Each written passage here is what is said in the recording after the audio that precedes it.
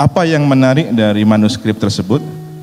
Tentang boleh dikata kong kali kong atau konspirasi antara neo-feudalisme dengan kolonial waktu itu untuk menghapus sejarah perjuangan para ulama pewaris perjuangan Wali Songo Dzurriyyah Rasulillah. Seakan kejayaan teritorial Nusantara ini tanpa ada jasa mereka.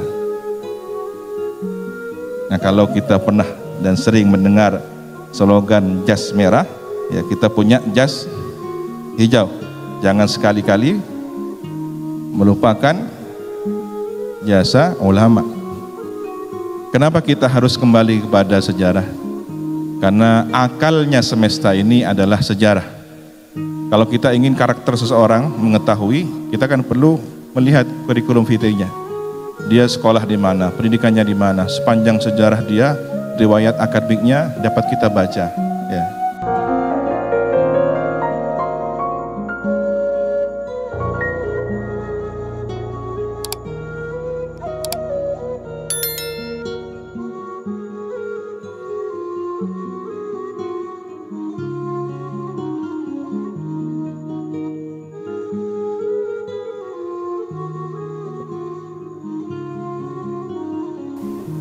Assalamualaikum warahmatullahi wabarakatuh.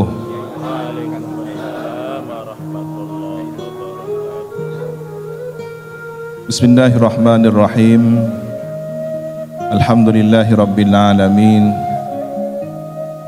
Wa bihi nasta'inu ala umuri dunya waddin. Wassalatu wassalamu ala asyrafil anbiya'i wal mursalin. Sayyidina Muhammad wa ala alihi wa sahbihi ajma'in. Qala rabbi shrah li sadri wa yassir li amri wahlul 'uqdatam min lisani yafqahu qawli. Amma ba'du.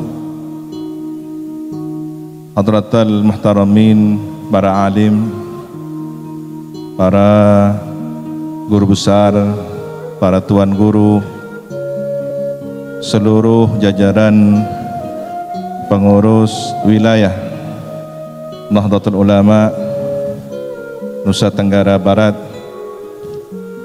baik jajaran Syuriah maupun Tanfidiyah, seluruh Banom, seluruh tokoh yang hadir pada kesempatan yang insya Allah penuh dengan keberkahan di siang hari ini. Hadirin hadirat muslimin muslimat nahdiyin nahdiyat hafizakumullahu jami'an.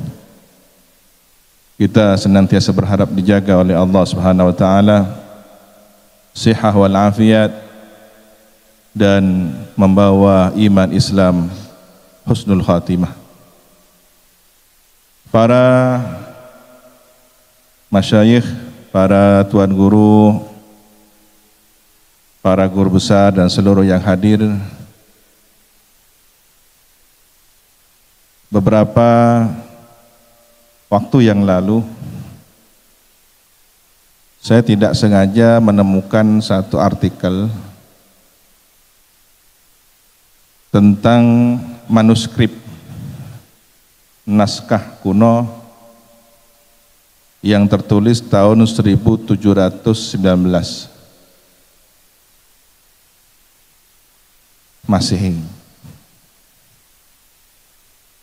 Manuskrip ini adalah tentang jejaring ulama di Nusantara yang kategorinya menurut Bapak Guruta Ahmad Baso kategori manuskrip atau naskah Bali Lombok.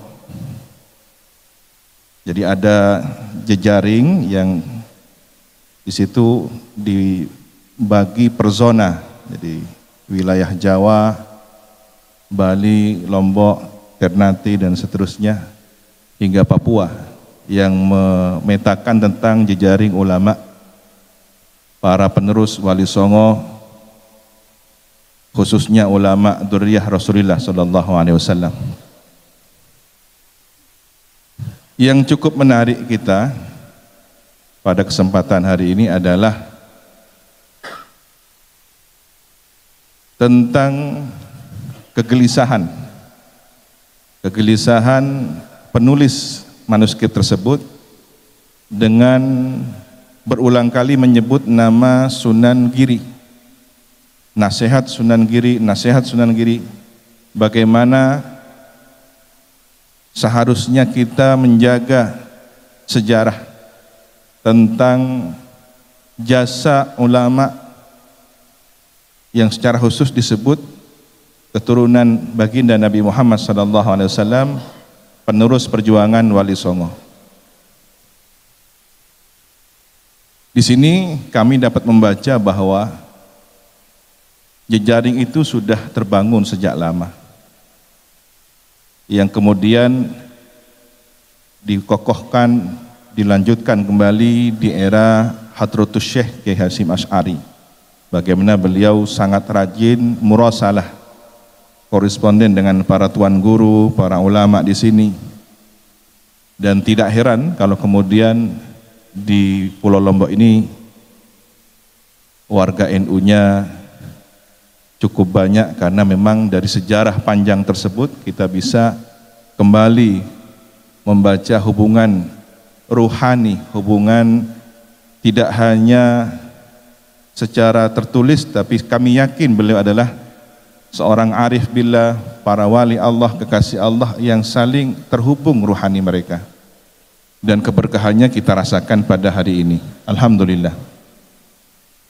Apa yang menarik dari manuskrip tersebut? Tentang, boleh dikata kong kali kong atau konspirasi antara neo-feudalisme dengan kolonial waktu itu untuk menghapus sejarah perjuangan para ulama pewaris perjuangan Wali Songo Dzurriyyah Rasulillah. Seakan kejayaan teritorial Nusantara ini tanpa ada jasa mereka. Nah, kalau kita pernah dan sering mendengar slogan jas merah, ya kita punya jas hijau. Jangan sekali-kali melupakan jasa ulama, sejarah ulama. Nah, ini yang harus terus dikawal oleh Nahdlatul Ulama. Dan boleh jadi konspirasi itu dalam bentuk yang lain di masa-masa yang akan datang, entah bernama neokapitalisme yang kemudian menawarkan pariwisata, menawarkan investasi di tanah kita sendiri, yang pada akhirnya kita harus mengkhawatirkan tidak menjadi tuan di tanah sendiri. Wal'iyadzubillah, semoga terhindar dari hal tersebut. Dan ujung tombaknya sekali lagi harus kita sebagai penerus, pelanjut, dan pengkhidmah perjuangan para ulama tersebut. Mengingat bahwa sejarah pintu masuk peradaban Islam di Nusantara ini adalah perairan, pantai, ya, sangat terbuka sekali.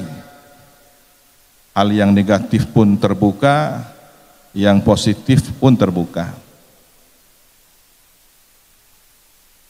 Oleh karena itu, apa yang menjadi pesan, nasihat Sayyidul Jadd almarhum Al-Mafullah Kiai Haji Raden As'ad Syamsul Arifin, beliau pernah berceramah sekali waktu dalam versi bahasa Indonesia di khalayak ramai seperti di stadion begitu, dan dokumen ini cukup viral di media sosial.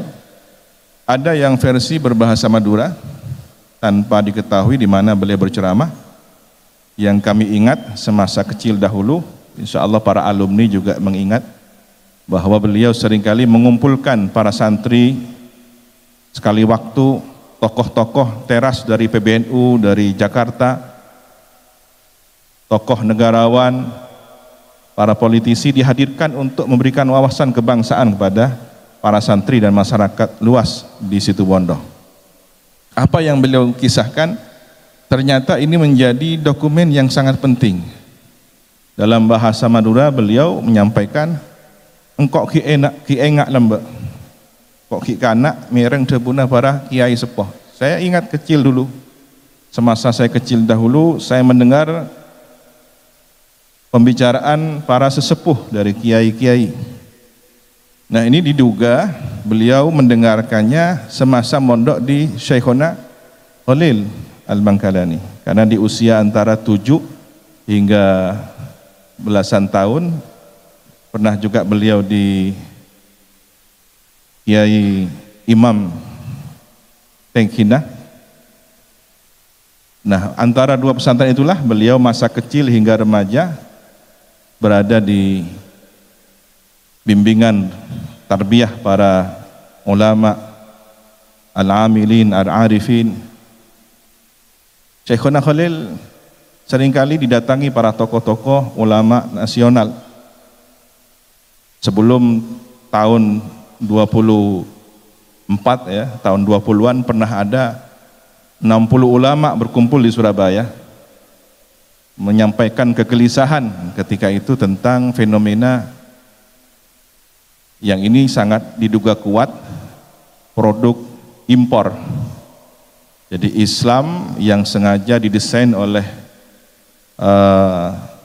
penjajah, oleh kolonial untuk menghancurkan akar keagamaan di Nusantara ini. Mereka dilarang untuk berziarah kubur, mereka dilarang untuk tawasul, mencium tangan para ulama, tabarukan, dan seluruh ritual tradisi yang sangat identik dengan Nahdlatul Ulama hari ini. Kegelisahan itu tidak kemudian menemukan solusinya sampai 44 ulama bertemu di Bangkalan di Kiai Muntaha kalau tidak salah ingat. Nah, disitulah mungkin Kiai As'ad mendengarkan para sesepuh dari ulama berkisah adanya tulisan naskah kuno. Lagi-lagi ini manuskrip ya, karena kita sangat kehilangan tokoh-tokoh manuskrip. Padahal kalau melihat peradaban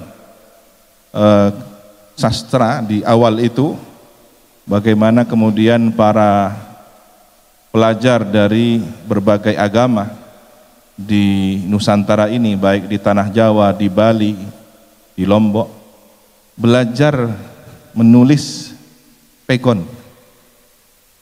Bagaimana kemudian mereka menerjemahkan Bismillahirrahmanirrahim dengan sang sekerta Ono Coroko. Jadi tradisi tulis menulis, tradisi keilmuan ini mewarnai kehidupan para ulama, para dai-dai kita di masa itu. Apa yang tertulis, kata Kiai As'ad, mengutip diskusi para kiai sepuh bahwa Sunan Ampel Raden Ahmad rahmatullah semasa mengaji, bermukim atau mondok di kota Madinah, kira-kira 4 abad yang silam ya, karena beliau seusia Imam Abdullah bin Alawi Al-Haddad, Sahibur Ratib, yang saya berterima kasih ratibnya dibaca di kantor PBNU ini, sehingga menjadi tambahnya nilai rohani spiritual para pengurus dan seluruh warga NU, khususnya di NTB. Mudah-mudahan istiqomah.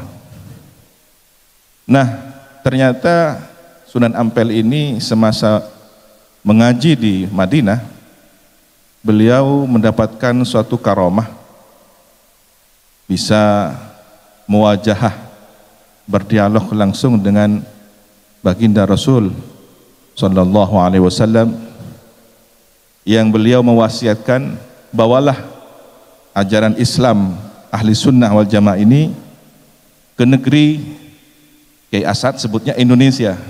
Nah, saya tidak tahu pasti apakah di manuskrip itu, naskah itu tertulis Indonesia ataukah riwayat bil makna dari Kiai As'ad. Boleh jadi kedua-duanya. Jika kemungkinan yang pertama itu adalah lafadz dari Rasulullah, berarti Rasulullah sudah menyebut Indonesia kepada Sunan Ampel. Jika itu adalah riwayat bil makna, teritorial Nusantara adalah bagian dakwah yang sudah mendapatkan nadrah Rasulullah, sudah dipandang oleh batin Rasul, sehingga Sunan Ampel ditugaskan untuk menyampaikan ajaran Ahlus Sunnah wal Jamaah di negeri ini. Oleh karena itu, merawat ajaran yang telah disampaikan oleh para sunan, para wali songo ini, hingga diteruskan oleh para ulama, para kiai, tuan guru hampir di seluruh pelosok negeri ini, adalah amanat baginda Rasulullah sallallahu alaihi wasallam. Dan itu adalah dalil, adalah hujjah. Ada 4 riwayat hadis tentang melihat Nabi, ya, man ra'ani faqad ra'ani, man ra'ani fil manam faqad ra'ani fil yaqadah, dan beberapa riwayat lainnya yang menyatakan bahwa akurasi dari validitas tentang hadis melihat Nabi ini adalah benar. Ini perlu disampaikan bagi yang tanya dalil, kan begitu ya, apa dalilnya, kan begitu. Kalau yang hadir ini insya Allah tidak perlu dalilnya, karena ulama kita sudah dalil, tuan guru kita sikapnya saja sudah dalil. Tapi ini sebagai hujah kita bahwa apa yang menjadi catatan manuskrip itu ternyata memiliki dalil yang kuat, dan itu tercatat di Keraton Cirebon yang disalin dalam bahasa Sangsekerta di Keraton Yogyakarta, mungkin juga di Leiden atau di beberapa perpustakaan di luar negeri lainnya. Nah, ini yang kita kehilangan akar sejarahnya, sehingga kadang-kadang hari ini para warga NU begitu ditanya, apa dalil kamu mengamalkan ini dan itu dan semacamnya, ya karena kita tidak biasa membantah dan tidak terbiasa panjang lebar tentang dalil, ya sudah ikut tuan guru, ikut kiai, yang itu mudah diancam, mudah dipatahkan oleh mereka sedikit-sedikit dengan dalih kullu bid'atin dhalalah. Padahal mungkin ya hafalnya hanya hadis itu saja, kan gitu. Tetapi bisa menghabisi kader-kader muda kita yang lemah. Nah, ini titip, mudah-mudahan sejarah ini bisa dibukukan dengan baik dan terus disampaikan. Saya tidak bosan-bosan di berbagai forum KNU-an untuk menyampaikan kisah ini. Nah, Kiai As'ad juga pernah menyampaikan di hadapan para santri tentang kalimat khittah ma'hadiyah. Jadi beliau tidak hanya mempopulerkan khittah NU yang kembali kepada khittah di mana telah pernah dituliskan oleh Hadratus Syekh dalam risalah Ahli Sunnah wal Jamaah. Beliau dengan tulisan tangannya sendiri menuliskan khittatus salaf. Jadi khittah NU adalah khittah salaf, kembali kepada ajaran salafus saleh, sahabat, tabi'in, ya, tabi'it tabi'in, yang seluruhnya bersumber dari baginda Nabi Muhammad SAW.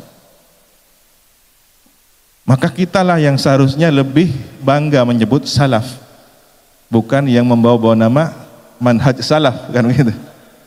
Biasanya yang suka mengaku-ngaku bukan pemiliknya, tetapi yang biasa-biasa yang justru mengamalkannya. Kitalah yang mengikuti manhaj salaf.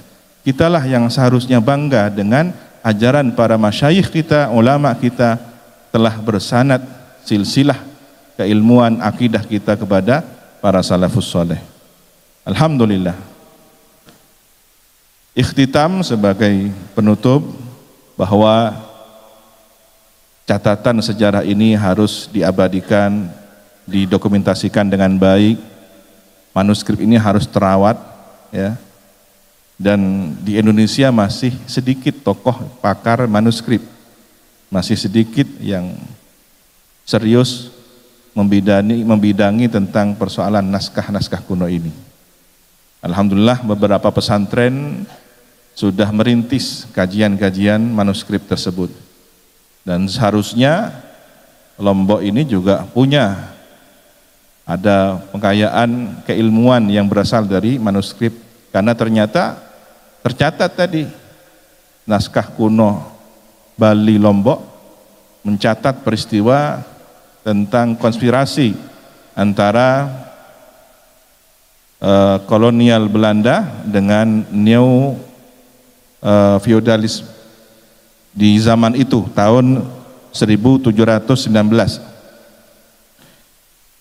Kenapa kita harus kembali kepada sejarah? Karena akalnya semesta ini adalah sejarah. Kalau kita ingin karakter seseorang mengetahui, kita kan perlu melihat kurikulum vitae-nya.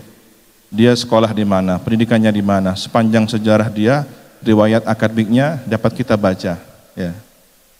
Sehingga apakah nanti akan menjadi pengurus NU yang benar NU, atau pernah mau jadi Muhammadiyah tapi gagal kan gitu ya. Ini. Untung tidak terungkap ya kurikulum vitae-nya. Alhamdulillah diselamatkan oleh NU ini. Ya, begitulah pentingnya kita melihat akal sejarah dari catatan-catatan naskah para ulama kita. Oleh karena itu kita seharusnya berbangga, bersyukur atas nikmat ajaran yang telah diwariskan dari para masyayikh kita, muassis Jamiah Nahdlatul Ulama ini. Teruslah kita mengkaji kitab-kitab beliau, dan hari ini informasinya akan dimulai pembukaan pengajian kitab. Kitabnya belum ditentukan.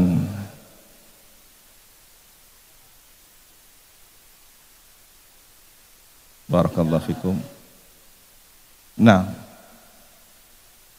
Masya Allah.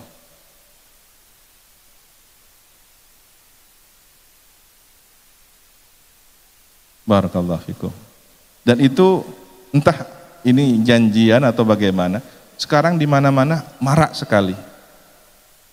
Sudah dimulai dari MWJNU, bahkan di Ranting, kemudian di PC-PCNU, di beberapa PWNU juga memulai kajian-kajian semacam itu. Apakah ini tanda-tanda satu abad NU kembali kepada kejayaannya? Sanu'iduha siratahal ula, ketika tongkat sudah kembali dari perubahan mukjizat ular menjadi tongkat kembali, maka kita berharap NU kembali pada hakikat perjuangannya. Amin ya rabbal alamin.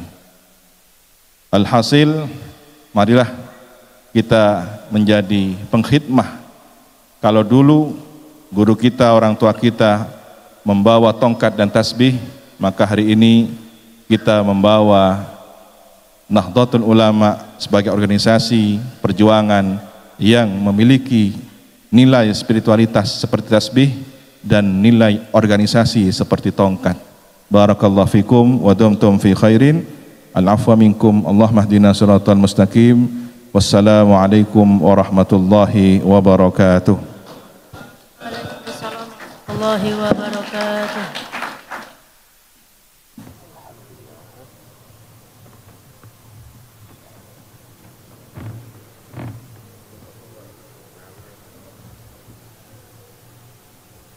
Terima kasih kami sampaikan kepada Al-Alim Al-Allama Kiai Haji Raden Ahmad Az-Zaimi Ibrahimi atas petua-petua yang telah disampaikan. Hadirin dan tamu undangan yang berbahagia, acara selanjutnya yakni doa yang akan dipimpin oleh Al-Alim Al-Allama Tuan Guru Haji Lalu Sohiman Faisal MA, Wakil Rais Suriah Pengurus Wilayah Nahdlatul Ulama Nusa Tenggara Barat. Kepada beliau kami persilakan.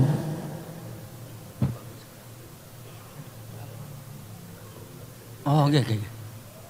Assalamualaikum warahmatullahi wabarakatuh.